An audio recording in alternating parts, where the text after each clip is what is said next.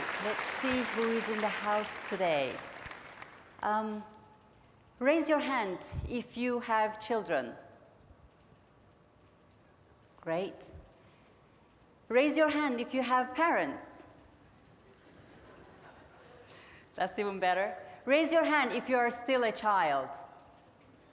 Yay, we've got loads of them. Now raise your hand if you haven't raised your hand before. Good, we've got everybody. Today I'm going to talk about conscious relationships through parenting, specifically. Now, I'm aware some of you may be thinking, what does conscious relationship mean? Well, that's something I learned from my daughter when she was 6 years old. About 7 years ago, my life was very fast. It was divided into 20-minute slots, and I was running from one meeting to another one. And one day I went to pick her up from school, and in the car she asked me to go swimming with her. With my schedule it was impossible, so I said no.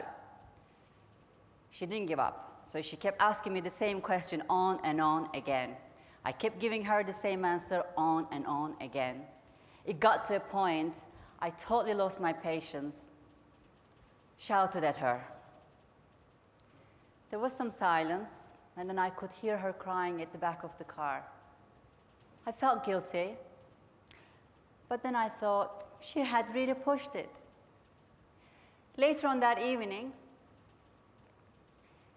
everything was back to normal, and our bedtime routines were the most precious times for us, so I never missed them. And after I read my storybook to her,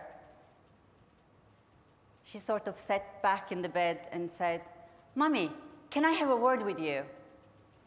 I said, "Okay."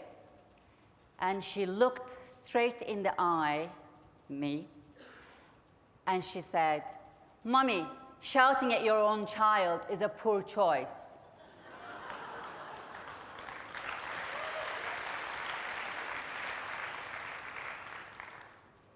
Her words dropped like a bomb. Part of me still wanted to say, "Well, you're too smart for your age, go to sleep now." But in my heart, I knew she was making a lot of sense. So I said, "Wow, Amelia, what you're saying is really important. I'm really going to think about it tonight." And I still wanted to justify my shouting. I said, "Do you remember what happened in the car?" And she said, "I know, we both have to apologize to each other." So we did. And I kissed her goodnight. And I went to my room, looked at myself in the mirror, and asked the question, who am I choosing to be as a mother? Clearly, I didn't enjoy or I didn't like who I had become. So that was the night that I became conscious how I was being in my relationship with my daughter. And since then, I have been in a journey of inner change. Now, there are a lot of people out there making a difference and contributing. I have deep respect for them.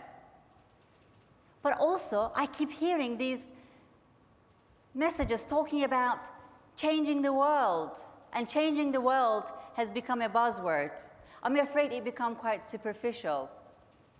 Well, the world is changing anyway, with us or without us. What we need to focus on is changing ourselves in order to create the world that we want. It's a paradigm shift, a bit like this. One of my favorite tweets.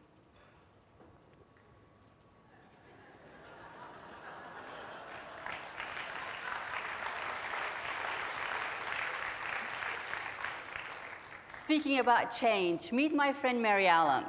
She's 87 years old. And I met her in a research center in Virginia in October. And we were both participating in a workshop about human consciousness. She has inspired me in many ways. But what really blew me away was the statement that she made at the end of that workshop.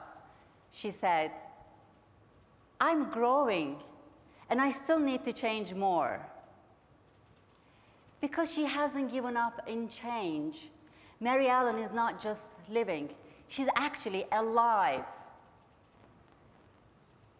It is this willingness to change can transform our relationships. And I witnessed that this summer when I was on a holiday in Turkey, which is my home country. A group of us were going on a boat trip, and one of my friends decided to take her son, but leave her younger daughter at home. She said that she didn't want her daughter to feel bad or left out, so together with her son, she told her a lie about where they were going. And I think she felt guilty because she kept talking about it on the boat. Through our conversations, she came to realize that even though she had good intentions, she was creating unintended impact. Firstly, she was teaching her son how to lie. Secondly, she was teaching him lying was okay. And thirdly, she was actually breaking the trust in her relationship with her daughter. Because of her willingness to change and the new information she had, now she has a very different relationship with her children. And trust is one of the most important ingredients in any relationship. Have you seen a child jumping off a wall or a table, knowing that his parent is going to catch him? And sometimes they jump even when you're not ready. Have you seen the sheer joy on that child's face? That's what trust creates. But somewhere along the way, we lose that trust over a white lie or a broken promise. That's why we have to pay attention to our relationships. Because we hold a role as a parent, we assume that we have a relationship with our child. But that may not be true. Just because we are related to them doesn't mean we have a relationship with them. And this goes beyond parenting. In my career, I coached thousands of hours. And there has been a common thread with every person. They all wanted to be coached in their relationships. What I came to discover that quality of our life is determined by the quality of our relationships. You may be an accomplished person in many ways, but if your relationships are poor, so is the quality of your life. Let me tell you a story about a father. This father had a dream for his son, and he wanted him to become a doctor. So he sent him to a medical school. And unfortunately, his son failed in all his studies. Then the father thought, well, the second best thing for him was to become a priest. Unfortunately, his son has failed at that too. Then the father said, "You will be a disgrace to yourself and to your entire family." Eventually, this young man found his own way and found his own path and started to work with plants and animals, which were his passion. And when he was invited to go on a research trip for about 2 years around the world, his father said, "That will be a waste of time." Well, it turned out it wasn't a waste of time, because the name of this young man was Charles Darwin. Darwin managed to pursue his own passion despite the pressure that he received from his father. But there are millions of people out there who do not. And also, Darwin found success in what he did, but his relationship with his father never recovered. I also have dreams for my daughter. It's impossible not to have them, but I know I have to let them go in order for her to achieve her own. What's worrying me about parenting today is that we're using tools and techniques which are very manipulative and primitive. We don't even know we're using them. It may surprise you, but some of those common methods include timeouts, labeling, rewards, punishments, worst, conditional parenting, which means withholding our love until we get what we want. These methods may work in the short term, but we're actually harming our children in the long term, because these methods are creating emotional insecurity, confusion, distance between parents and children, and also they are teaching our children how to be manipulative themselves.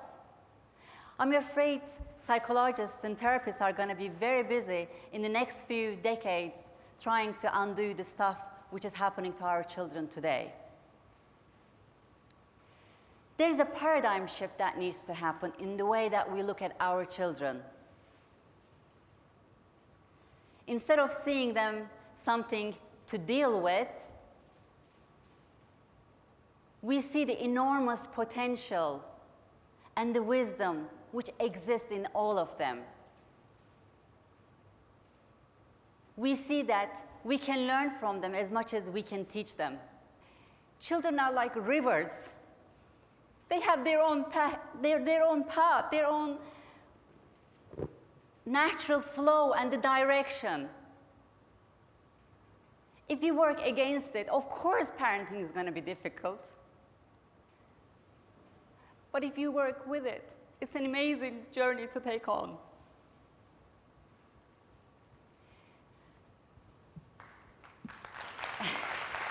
Thank you. Here are a few words from Khalil Gibran about children. You may give them your love, but not your thoughts, for they have their own thoughts. You may house their bodies, but not their souls, for their souls dwell in the house of tomorrow, which you cannot visit, not even in your dreams. You may strive to be like them, but seek not to make them like you. For life goes not backward, nor tarries with yesterday. Now we're getting into the good stuff. This is the brighter world. Please follow me. Every child seeks to be seen, heard, and empowered. Every child deserves to feel safe, unconditionally loved, and celebrated. Every child seeks to be seen and heard. What does that mean? It is the teenager who shouts, "I hate you," but what he really means, "You're not listening to me." It's the 5-year-old who wants to be spoon-fed, but what he really means is, "I need your love." It means we are listening to our children in a deeper level, beyond the words and the behavior. Every child seeks to be empowered. Instead of telling them what to do all the time, we let them take risks and make mistakes, and we stand by them strongly to help them evaluate their choices. Every child deserves to feel safe. This is emotional, internal safety. We allow them to be who they want to be. We help them to develop a capacity where they can decide what's right or wrong through their internal compass. It's a strong sense of self that they know who they are and they trust themselves. Every child deserves to be loved unconditionally because they're just perfect the way they are. The metaphor that comes to mind is a flower. If I am looking at a flower, I don't say, "Oh, I wish there were more petals in this." Or I don't say, oh, the color was brighter. Or I don't say, the stem was larger.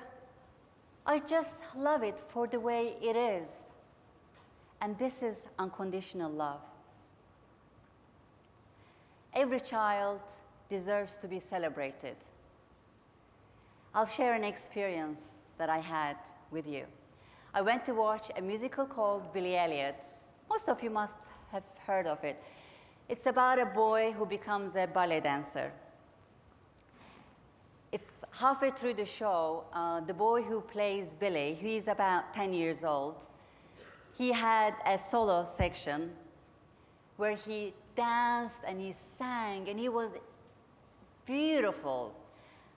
And I think he moved the audience. When he finished his solo section, the audience went absolutely wild. They were cheering, clapping, crying, laughing, and he was standing on the stage like this with his hands open and receiving all this amazing energy and accepting it. And in between, he kept giggling with joy doing this. And I stood there watching what was happening. It was like a spiritual experience. I thought, oh my God, every child deserves to be celebrated like this, with belief and admiration. Of course, the theater is just a metaphor. This is all about that. It's only 2 sentences. We can all do it. This is my daughter Amelia, when she was 6 years old. That night when she told me, Mommy, shouting at your own child is a poor choice, I looked into her eyes and I saw this amazing human being in that little body. She was larger than the universe with her wisdom and humility. And in that moment, I sensed her essence. I had never perceived her like that before. She was totally complete and whole.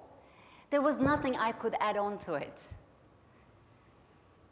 And that essence told me to follow her and discover her. Because there was a lot more to see in her if I looked deeply with consciousness.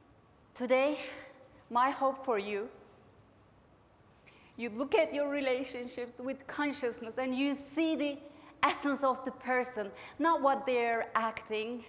By looking at and seeing others like this, you will find yourself. And by being yourself, you will change the world.